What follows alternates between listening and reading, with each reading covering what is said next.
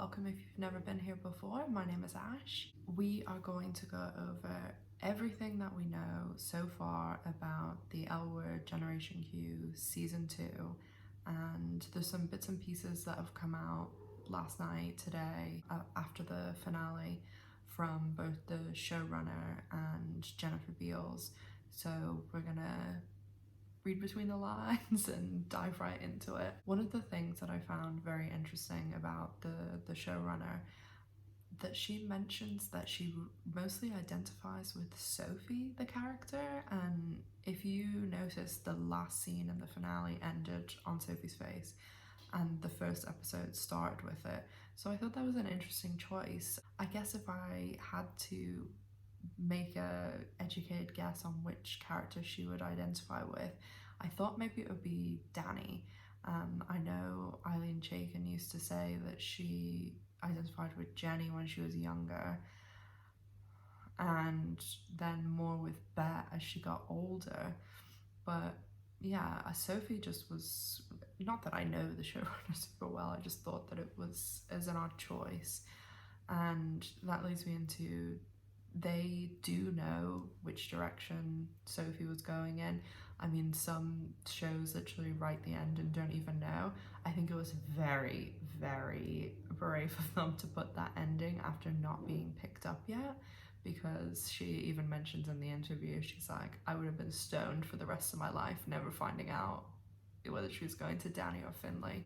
I did see a couple of people on Reddit and Facebook groups that were obviously familiar with the airport that Sophie was in LA, and they were saying that she was going to this like boarding area B or C and Danny was in area D, and she was definitely going, but they had deciphered that she was going to Finley based on that. If they were actually using the airport layout properly and there was, you know, that flight going to Hawaii and that one going to Missouri, then I guess it is Finley, but who knows?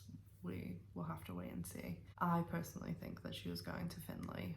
I'm just basing that on my own thoughts, no fact at all, but take that with a pinch of salt. One thing she did discuss was a lot of the casting. I mean, obviously we know the OGs, Bette, Alice and Shane are all coming back for the next season.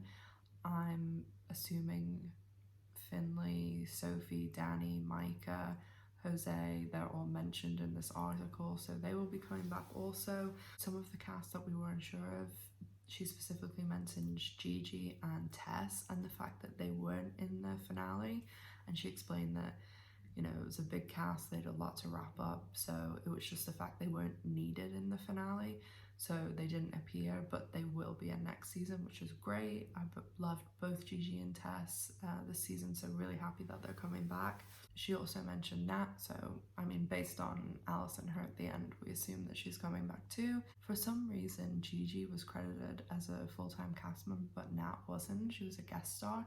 I don't know whether that was some weird technical thing, but hopefully she'll be a regular next season. The showrunner was actually asked about Carmen also, Sarah Shani, I think is how you say her name, and she's been very vocal online about the fact that she would love to come back. I'm going to put the little blip up on screen so you guys can see it. The showrunner says, I love Sarah Shahi, I loved Carmen on the original show. We are very interested in the ways in which casting has changed over time, and it is challenging for us to imagine a world in which a Persian actress is playing a Mexican American. I'm not trying to crush anybody's dreams, my dreams are crushed too. I'm with all of you, but we're moving ahead in terms of representation. So unfortunately to me, that sounds like a big time no, that Carmen is not coming back to the show. So obviously it's unfortunate. I really like the actress. I think she's great. She seems like a really nice person too, and she would be great back on the show, but unfortunately they seem to be going in a different direction. Sorry guys. One of the interesting things they talk about also is the fact that whenever they wrote the first 4 episodes, they hadn't cast everyone. Obviously they had the 3 OGs, but they hadn't cast the rest of the cast, so only really from episode 5 were they knowing who they were writing for, strengths, weaknesses, and obviously it takes time to get to know your cast too. I think this is great news, but I think that this just shows how the last 4 episodes as opposed to the first 4 episodes were really, really strong. Season 2's always normally massively improve with writing and things. And the OGs, yes, their scenes in the first 4 episodes were very good because they obviously knew who they were dealing with, knew who they were working with. Most of these writers and the showrunner aren't the same from the original, so they did have to get into the feelings of even Bette, Alice and Shane as well. So I think this bodes well for season 2. Also, they particularly mention Angie and the actress playing her, and they were very worried about getting, a 16, 17-year-old in to have most of her scenes with the amazing, extremely talented Jennifer Beals. And I think Jordan Hull, I think her last name is, really holds her own, does brilliantly, and now they know that she's obviously signed on for season 2, she's going to be there, and that she can do these strong scenes with Jennifer Beals. I think that's great. One person they didn't give a final answer on whether they're returning or not was Kiara. The showrunner said, I don't know what's going to happen there, but then she did qualify the answer by saying, oh, but in LA we run into our exes all the time and things like that. I think it would be surprising if Kiara wasn't in season 2 at even just 1 or 2 episodes. I don't see her coming back and being a regular, judging by what the showrunner said. And of course it wouldn't be an interview with Jennifer Beals if someone didn't mention Tina. She had some great answers.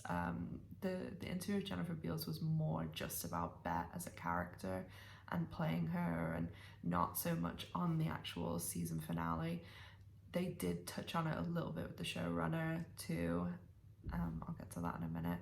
But Jennifer Beals was just talking about how everything would be fine if there was no Candace the Carpenter, and how, she really enjoys Bette's witty comebacks, and how one of her favorite scenes was that particular episode where Bette's life is falling down around her and she crashes her car and has the argument with the fucking dwarf. So I thought that was great.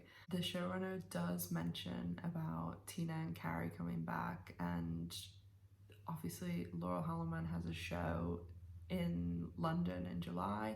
I'm really hoping to go to it, but that's normally when they film. They do sound like Jennifer Beals has spoken about it. The showrunner does mention they'll be around, so whether we get her for 1, 2, 5, all 10 episodes, I highly doubt that, but who knows.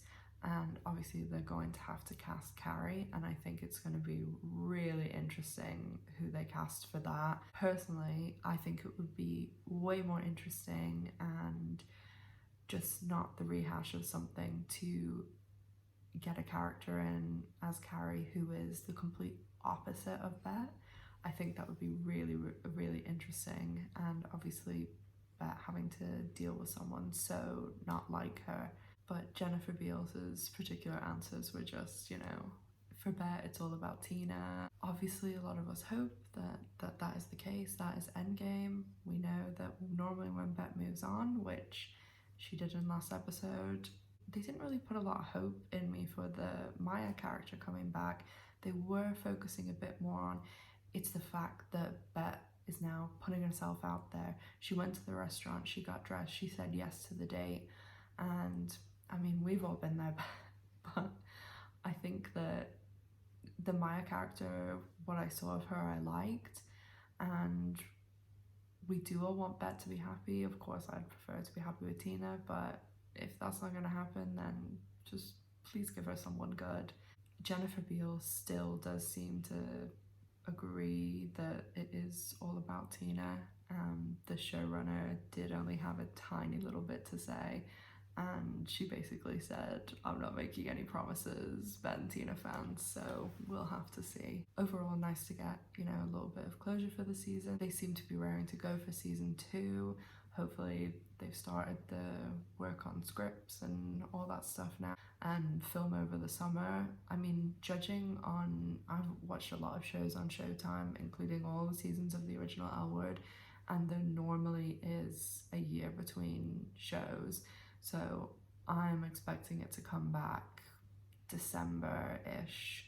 But as soon as anything is confirmed or mentioned, obviously I'll do a video on it. And if there's any big casting news or big talks, any big interviews, I also will do a video on that and do some updates, obviously, as we get closer and closer to season 2. But it is going to be a really long wait. I will start doing my original L Word reviews starting probably this weekend, but the weekend after I may have a break. I will try and do it though, because I have to travel for work. But thank you so much for watching, guys. Anything that you want to see in season 2, anything you've heard, thoughts that you have, questions, pop them down in the comments below. And don't forget that I am still doing the L Word giveaway for the Bette 2020 show or the Rainbow Cast List one. All you have to do is be a subscriber and put a comment on any of my L Word videos. And at the end of this week, when I do my big season 1 wrap up video, I'll choose the winner for that then too. So thank you again so much for watching, guys. Have a great day. Take care.